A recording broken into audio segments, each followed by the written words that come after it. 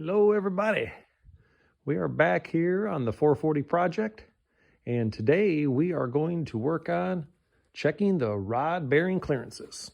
So we'll walk through this together. I've got a couple things here to point out. Hopefully we both learned something along the way. So first off, these rods and pistons and wrist pins were all put together by the machine shop because they had everything balanced. I also had the connecting rods reconditioned. So the big end of the rods here, they basically shave off some material, as I understand, put it together and machine it back to being back to factory specifications, basically meaning round. So if anything had happened over the many years of use, they've basically reconditioned these and made them like new. So what we'll do here is we are going to put the bearings in. We're going to put things together dry. We're going to use Plastigage to check the clearances and see how that goes. First off, a couple things to look at orientation wise. I happen to have, I guess, number 4 here in my hands, and you see that both ends of the rod are numbered, and on the other side they're not. So I think you're going to find that all the connecting rods are numbered. Everything's kind of the same orientation. They're all in order. When you flip it around and you're looking at the crankshaft side, I think they're all pointing to the inside of the engine. So we'll see that in a minute. Pistons, there's an arrow or notches on your pistons. Perhaps you have valve reliefs and other things, but that's pointing to the front. If you have flat top pistons, I know some people turn them around. We probably all read or heard on the internet that, you know, you can get a little more horsepower or torque if you flip your pistons, but I think that ends up making your engine more noisy. So I did not have the machine shop do that. These are just normal. The front is facing the front. What else? Well, when we get bearings in them, it'll be easier to see, but the rods are not symmetrical. There's a cutout that basically places the bearing in a certain spot, and you'll see that one side of the rod or the other has a bigger chamfer, and that's because 2 connecting rods are sharing in the same crankshaft journal, and one of the sides of the rod is facing, you know, the fillet or the radius on the crank. So we'll make sure we get that all in the right orientation. Other than that, I think it's going to be pretty straightforward. I don't think you can really mess it up if you pay attention to those details. All right, let's see here. Let's do a bearing installation. I've got some bearings here. Now my crank has been turned 10,000 under size, so you'll see the part number here, the CB527P-10. The 10 indicates that these are actually thicker bearings, right, because the crank is missing some material. It's 10,000ths under size. So each of your halves of the connecting rod are going to have that same cutout. And on all the modern bearings that I've seen, there is just that one cutout, and there's not a extra feature for this little, you know, oil squirter. You know, when the oil's in there under pressure, I guess on the original bearings, there was a path for it to squirt out. But from what I've read, there's plenty of oil pressure, enough it's going to be squirting out the sides. There's going to be a lot of splashing and squirting of the oil. So this is really determined not necessary. And it's probably a cost savings, right, with the bearing manufacturers to skip that feature. But I don't think it's worth the trouble of trying to, like, you know, file this out and deburr it and everything. We're just going to use these, you know, as is. You got to make sure your bearings are clean. Of course, they come in a box and it hasn't been opened before, but still, you know, wipe them down, check them out. I've cleaned out all my connecting rods so that everything's clean in there. The installation's real simple. Basically, you're going to line up that little feature with the groove, okay? And you want it to be flush, and then you're going to push down this other end, okay? And it's going to go down. It's going to seat all the way. You're going to feel that it's kind of found its home, and there you go. So it's flush there. On the other end, you're going to do the same thing. All right, so that's, I guess, step 1, getting the bearings in. The next thing is, since these have new rod bolts, I have ARP new fasteners here. These are all pressed in, and they're a little bit higher torque than the factory bolts. So the manual says 45 foot-pounds, but it says right below it, even in the Mopar book, if you use heavy-duty ones, it's 50. You can go to the ARP website if you're using one of their bolts, and they'll give you the specs. In fact, they might also give you stretch specifications, because if you measure the length of these and you have a very precise tool, I think they call it a stretch gauge, but basically calipers or a micrometer to check the amount that they grow when you torque them down, you'll be able to determine actually a little bit better what their intentions are to stretch these and have proper load. So you'll be measuring them. It'll be like, I think they're just under 2.6, and then you have to go, I think it's 60 10,000ths or 65 10,000ths of stretch, and then it's torqued properly. Or there's another method, and we're going to go over that, and it's using a special ARP assembly loop. All right, so let's see, which one do I have here? This one is number 3, and what I'm going to do is put some protectors. People just use any old type of hose that they have, and what's that's going to do is keep those rod bolts from hitting the journal on the crankshaft. Okay, so we're going to start out here, arrow to the front. We're going to start snaking this in. Again, I do not have the rings on, which is going to make this job super easy as far as installing them. We don't need ring compressors and all that, because this is just for the clearance check. It's all going to go back together later, of course, with the rings and everything. So I'm going to get this started and just kind of ease it into the bore. Even without rings and such, it's very, very tight. These are 30 thousandths over. Okay, I've got the crankshaft orientated such that the journal is basically all the way down. Okay, so I'm going to just let that thing kind of come down and find its way over top of the crankshaft. It's there. Now here's a little trick. I'm going to take a towel and put that in the bore here so that I don't have to sit there and hold it when I rotate the engine around. And we'll just kind of pack that in there. You still want to be careful. I guess it could still pop out. You don't want to drop your pistons on the ground, but I'm going to go ahead and put that in there just to be sure we don't lose anything. And let's spin it around. Okay. Almost there. Okay, that's pretty good. All right. So there we go.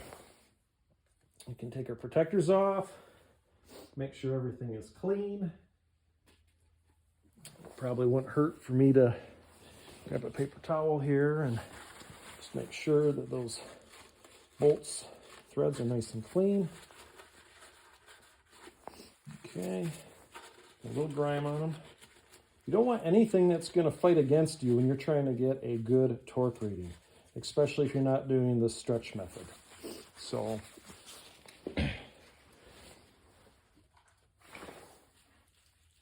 going to grab cap number 3. Okay, and the numbers are going to line up. All right, and what I could probably do here, maybe I can get a good view of that if I zoom in. I think I can. Let's try it. So let's see if it shows up.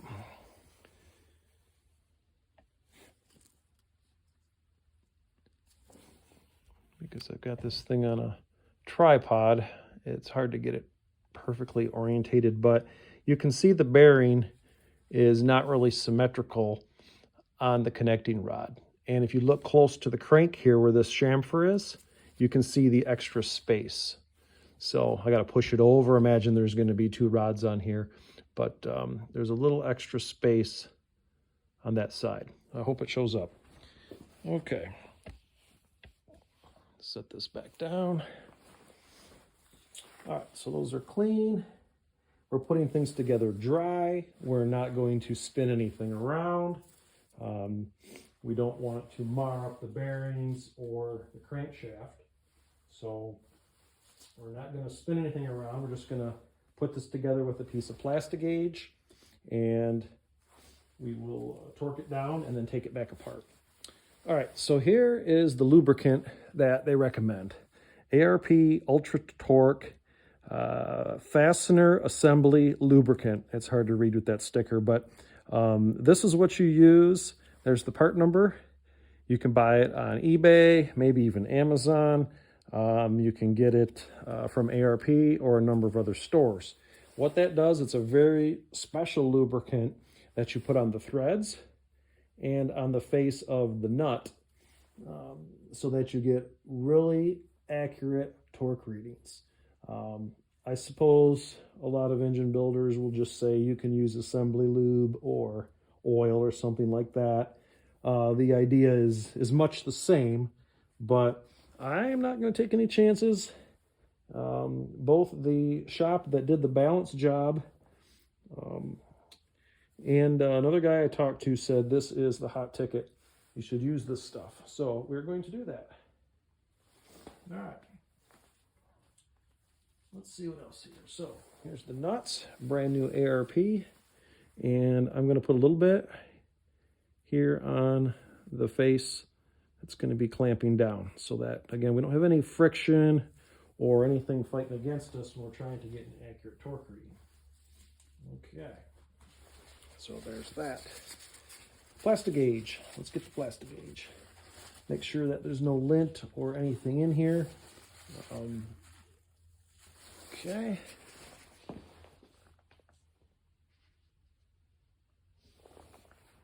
This is the same stuff Cavite as the bearing company. And cut yourself off a little piece of that. It's basically just plastic. And I'm going to try to set it right here on the top, keeping away from the oil holes. Okay, come in with my cap, number to number where they're stamped. Bring that down. Okay. And grab the nuts. Here we go.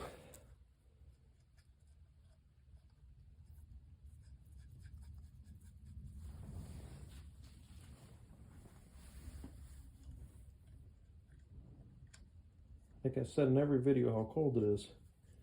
Someday I'll buy a furnace for out here. Man. I don't think it's more than 25 degrees here in Michigan. So although we've had some pretty warm, unseasonably warm weather in February, enough there's sports cars and motorcycles out on the road, today's not one of them. It's almost snowmobile weather if we had snow. All right. So we got that together. And I'm going to just start to tighten them down by hand a bit. Nice and easy.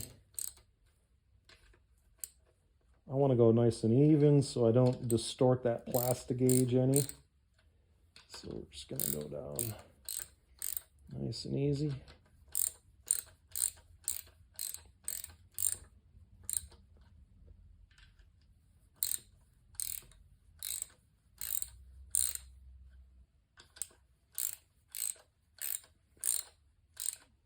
It's like watching paint dry. But you don't want to be using power tools for stuff like this. It's not something you rush through. We won't talk about how much it costs to put together a Mopar engine, but you best do it right the first time. All right. Handy dandy torque wrench. And we're going to start at kind of a low setting here. Let's see, we got about 30. I'm going to get after it with that. I'll go by hand a little bit more. Eventually we're going to come up on 30. It's 9/16 by the way. I think that's the same even if you have heavy duty hardware. Okay.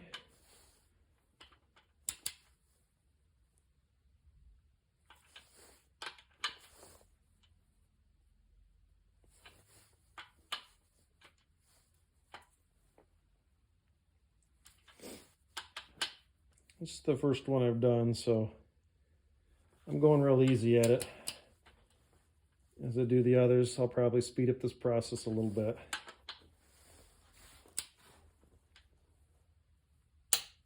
Okay, there's 30 and 30. Bring her up. We're going to go all the way this time. Actually, no. I think we'll do this in a step. You want to give yourself a significant amount when you're going to your final reading. So split the difference. You don't want to inch up on it too much. Okay.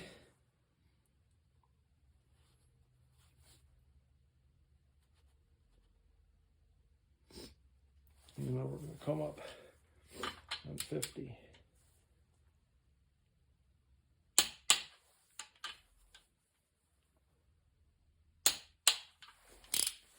All right, I think I'll go back and check this one more time. It's good. All right, well, that is all we have to do, and then take it back apart. So I'm going to slowly take the torque off of these.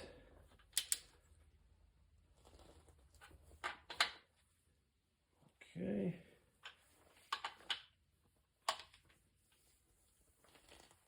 And if we did it right, that Plastigage should be in good shape, and it should be flattened out. The more it's flattened out, you know, the less your clearance is. And we will see what we got. All right.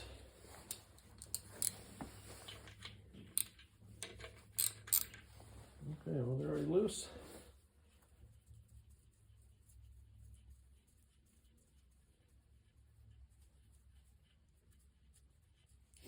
I like to keep things all in order so that I know exactly which nut was on which bolt. So I'm going to keep things in order here on my little stool over here. Okay. All right, now getting this apart can be a little bit tricky, but here's what I plan to do. Those bolts are pressed into the rods, and what we want to do is make sure that that piston's not going to come out. But we're just going to tap on it. We're not going to be anywhere near the threads, just in the center. You see there's like even a little countersunk area. Okay, so these are not going to want to come apart by themselves. It's going to be kind of tight. So I'm just going to give a little tap on these bolts and start to separate these precision parts from one another. Okay, and if you can see on the camera, it's coming apart right here. You can see it's starting to separate. Okay. So just very light. I mean, nowhere near what it would take to actually pop that bolt out of the rod. But okay, there it goes. I felt it kind of loosen up. Let's see if I can get it by hand now. And we have that towel in there holding the piston so we don't drop it out on the ground. All right. Okay, so now we take our gauge here and we line it up with this. Oop, I'm losing a nice fresh piece of Plastigage there. Get back in there. Why don't I set that aside? So yeah, the little piece of paper that it comes in is your gauge. Okay, so try to get this on the camera so you can see it. All right, so it looks like probably around 3/1000ths or 30/10,000ths. Let me look at what it says here. So clearances are 0.0025, so that's 25/10,000ths, to 0.0030, 30/10,000ths, or you know, 3 thousandths, tenths, hundredths, thousandths. Yep. Okay, so good. We are right where we want to be. It's I would say it's you know, to the high end, but this crank, you know, has been turned 1010 and polished. Yeah, so I'm okay with that. We're using a high volume oil pump, and we are right at the edge of the spec, but we're good to go. And I'm going to continue to install these and check each one and make sure they're okay. You could certainly go in with calipers or a mic, and you could check all your journals. You could put together your rods and torque them and check the bearings without doing it this way and just mathematically figure out what your clearance is. But this way, where you smash the Plastigage in there, I think is a nice double check rather than just throwing your engine together. And if you look here, let's zoom in a little bit more. See if we can even see that on the camera. I guess you can. The plastic's kind of flattened out. You can see there it's a little bit wider than the 0.003, but I would say it is not 0.002. So it's probably right at that 0.0025 to 0.003 range, which is exactly what the manual says it should be. So 0.0025 to 0.0030. So it looks a little better here, I would say, than on the cap.